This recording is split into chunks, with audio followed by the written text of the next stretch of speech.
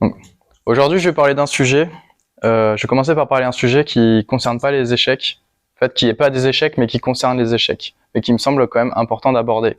Et ensuite, pour les plus nouveaux d'entre vous, c'est toujours un petit peu difficile de se repérer face aux positions complexes qu'on peut retrouver sur l'échiquier. J'ai élaboré une sorte de carte pour se repérer. Quand est-ce qu'on le fait, comment, à quel moment. Donc, je vais commencer tout de suite. On va imaginer un début de partie assez classique.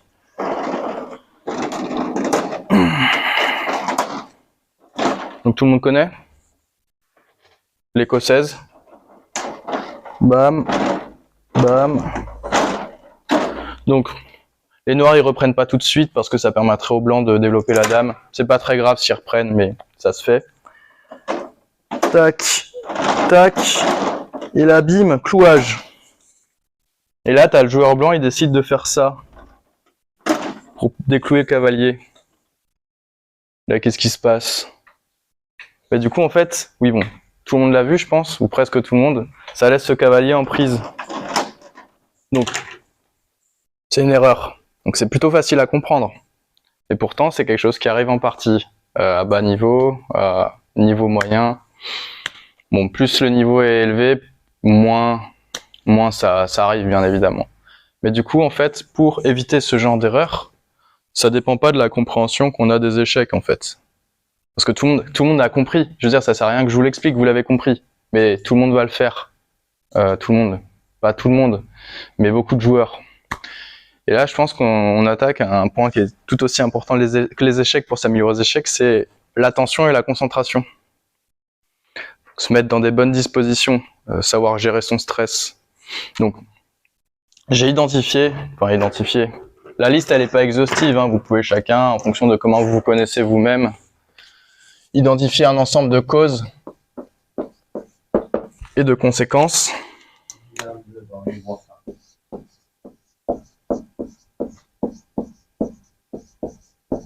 Ça va comme ça. Donc dans les causes, qu'est-ce qu'on peut mettre? On peut mettre le stress. Genre, vous avez peur de gagner, vous avez peur de perdre.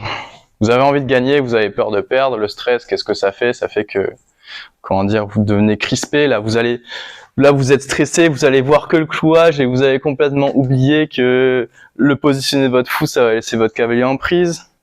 Il y a quoi? En fait, je pense que la réalité, c'est qu'on est tous déjà bons aux échecs. On a tous déjà un niveau décent. Des fois, certains sont plus inattentifs ou gèrent moins bien leur stress que d'autres. Il y a un mauvais état d'esprit. Donc là-dessus, j'ai un exemple très simple. C'est qu'en ligne, avec les classements, c'est tentant d'avoir le plus grand classement. Mais sauf que si vous vous préoccupez de gagner, vous êtes dans un objectif de gagner, pas dans un objectif d'apprentissage. Apprendre, ça consiste à faire ce que vous savez pas faire. Parce que si vous savez ce que vous savez faire, vous apprenez pas vraiment. On apprend quand on sort de sa zone de confort et ça implique de perdre. Un truc tout con aussi, c'est une faible endurance pour moi. Tous les meilleurs joueurs d'échecs, enfin pas tous, mais en tout cas je sais que c'est le cas pour Carlsen et Fabiano, ils ont des coachs sportifs, gèrent votre esprit et votre corps. Si vous êtes fatigué physiquement, c'est dur de tenir des parties de plusieurs heures. Donc je pourrais en mettre des tonnes et des tonnes. Le moral, si vous avez le moral, vous avez un mauvais moral, je sais pas, votre copine vous a quitté, vous pensez plus trop à la partie mais à ça, et tout ça, ça va avoir un ensemble de conséquences. Donc vous allez devenir impatient, vous n'allez pas prendre le temps de réfléchir, vous allez avoir un manque de concentration.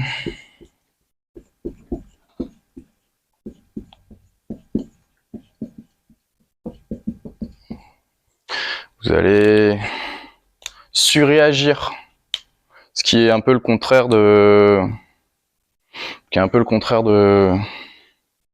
comment dire,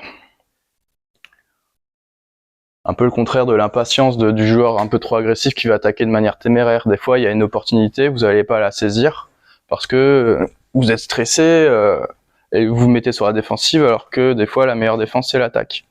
Je pourrais faire une liste longue comme le bras. Bon, ça c'était le petit aparté. Et maintenant j'aimerais vous présenter... Il y a quelque chose pour effacer le tableau? Bon. J'aimerais vous présenter une carte qui à mon sens définit... c'est pas ça. Toute partie d'échec. Donc j'ai fait une carte en 3 dimensions.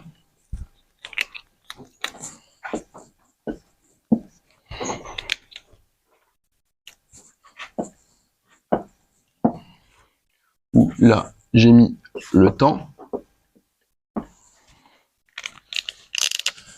l'acuité et la perspective.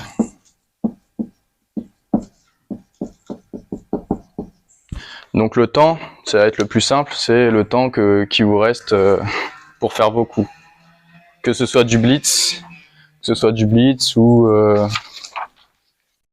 ou une partie plus classique qui peut durer des heures. Donc si vous n'avez pas beaucoup de temps, c'est là que c'est l'instinct, c'est l'expérience qui joue.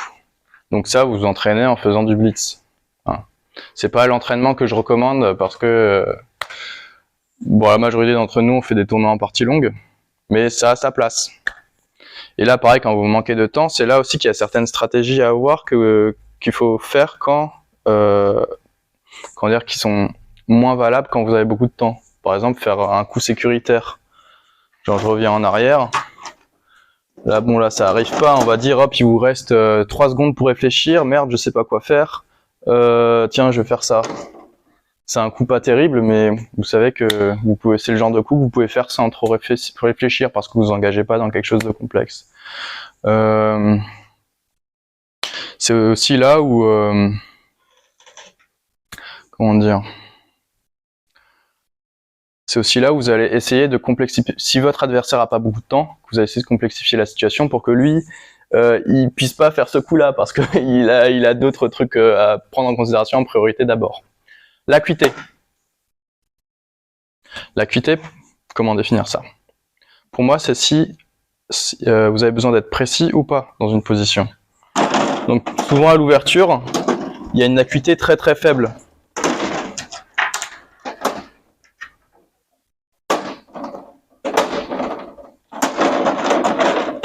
Là, parmi les 20 premiers coups possibles, vous pouvez jouer n'importe lequel, ça va pas vous perdre la partie, ça va pas vous gagner la partie. Par contre, en finale, souvent, comment dire, il y a un seul coup qui va gagner la partie. C'est ça l'acuité.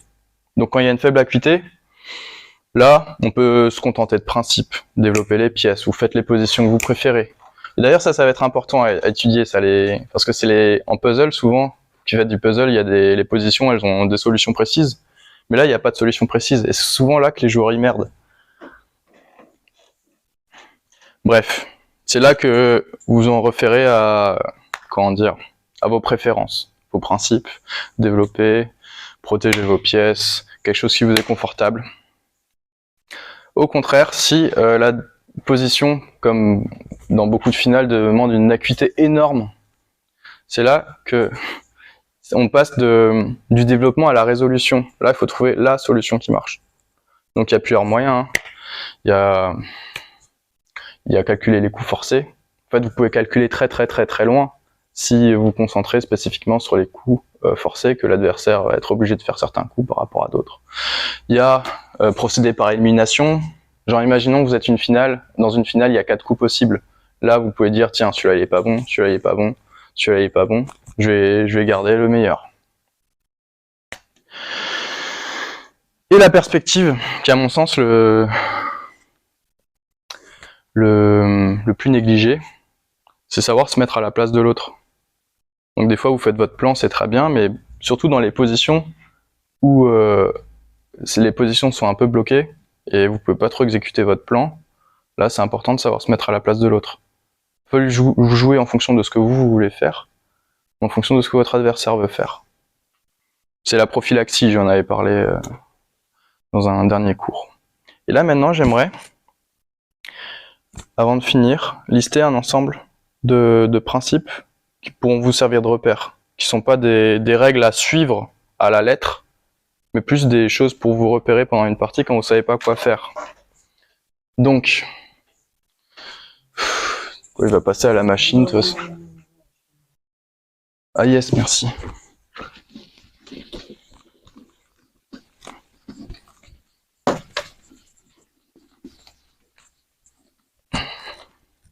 Donc, par quoi je commence? Donc on l'avait vu, commencement. Contrôle du centre. Si vous avez quelque chose à rajouter, vous dites. Hein. Question, ce sera après. Développement des pièces.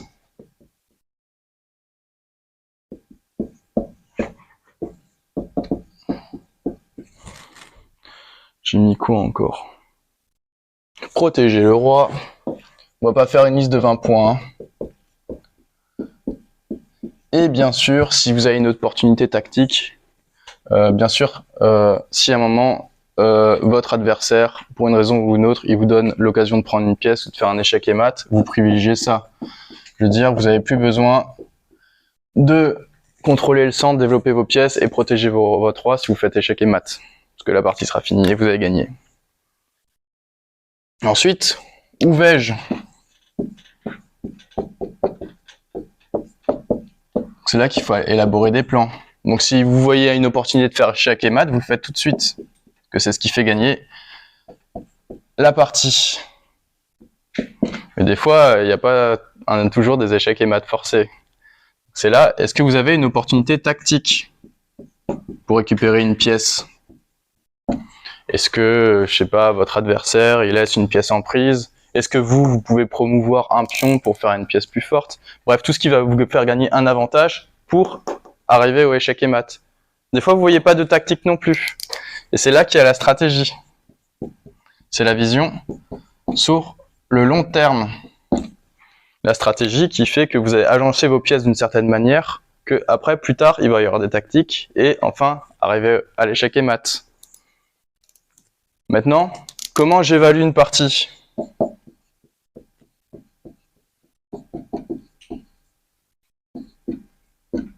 Comment j'évalue une partie? Je vais encadrer les titres, ça sera plus visible.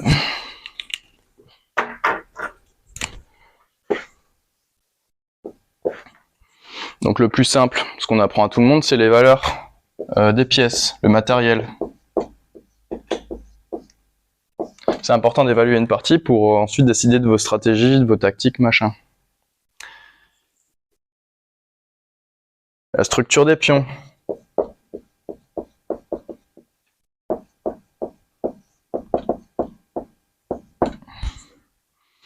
La sécurité du roi.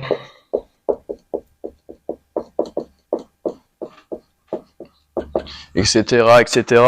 La sécurité des pièces. Je veux dire, on s'en fout que vous ayez plus de matériel si votre dame elle est en prise. Maintenant, si je gagne la partie, là j'ai fait mon évaluation. Est-ce que je gagne? Donc si je gagne, là on fait quoi? Je simplifie. Si j'ai un avantage matériel. Hein, je veux dire, si vous avez un avantage positionnel, ça sert à rien de simplifier, puisque justement, votre avantage vient de la position. Donc simplifier, si avantage matériel.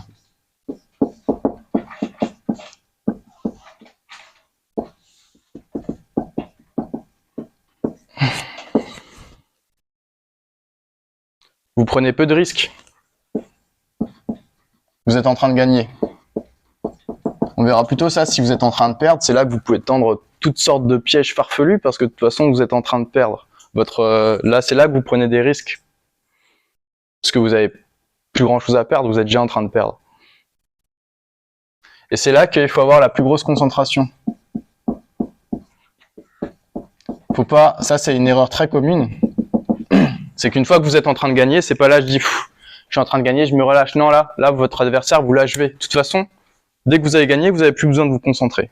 C'est là que on peut enfin souffler. Maintenant, est-ce que si je perds, je fais quoi? Ça arrive, hein, des fois. J'ai une position de merde, j'ai donné des pièces. Donc là, je fais quoi? Ben, je fais un peu l'inverse.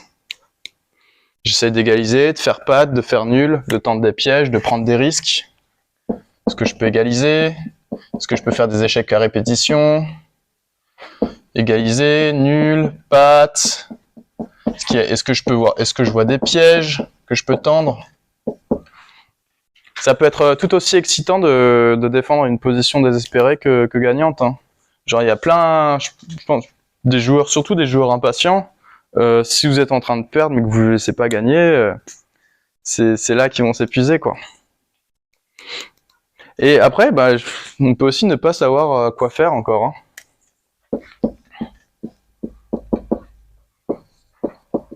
Je sais pas quoi faire. Je sais pas si je suis en train de gagner, en train de perdre.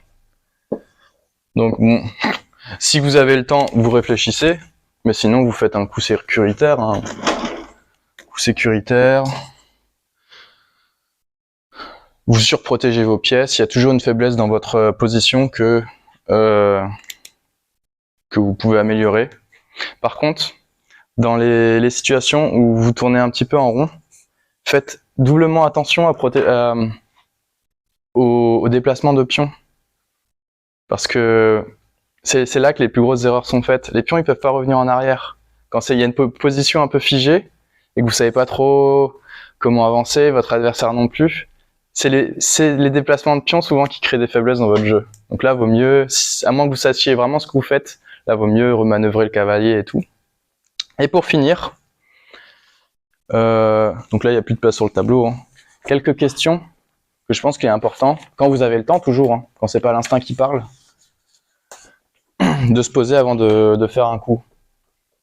En premier lieu, est-ce que mon adversaire vient de faire une erreur? S'il vient de faire une erreur, je l'exploite. Deuxième lieu, est-ce que mon adversaire il contrecarre mes plans? Ça veut dire que devant la partie, je vais avoir un plan, choper une pièce, faire un échec et mat, avancer un pion à la promotion. Si mon adversaire contrecarre mon plan, je change de plan. Mais je m'obstine pas. Enfin, je dis ça paraît évident, hein, ça paraît évident, mais beaucoup le font, donc je préfère le répéter. Et maintenant, est-ce que moi, j'exerce la même pensée, mais pour moi, est-ce que moi, le coup que je veux faire, parce que des fois, on a une super idée de ce que je vous ai montré avant, oh, je protège du clouage, mais se poser la même question pour soi, est-ce que moi, le coup que je veux faire, c'est une erreur?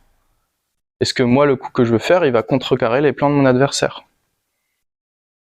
Et après, rétroactivement, je peux ensuite partir dans la réflexion aussi loin que je le souhaite et autant que le temps et mon énergie me le permet. Est-ce que face au coup que je vais faire, mon adversaire, qu'est-ce qu'il va pouvoir faire comme erreur, comment il va pouvoir contrecarrer mon plan, etc. Et derrière, comment je vais pouvoir répondre, et voilà. Ce premier cours de l'année est fini. J'espère que ça vous était utile. Ouais, merci.